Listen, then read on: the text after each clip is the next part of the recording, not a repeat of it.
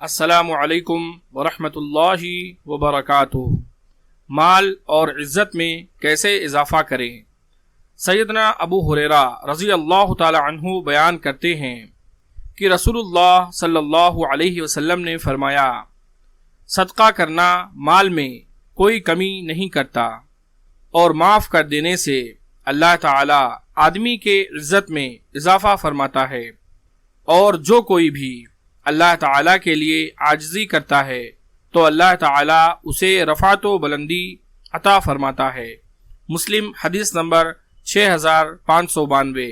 اللہ تبارک و تعالیٰ سے دعا ہے کہ اللہ رب العالمین ہم تمام لوگوں کو زیادہ سے زیادہ صدقہ کرنے اور لوگوں کی غلطیوں کو درگزر کرنے کی توفیق عطا فرمائے، آمین۔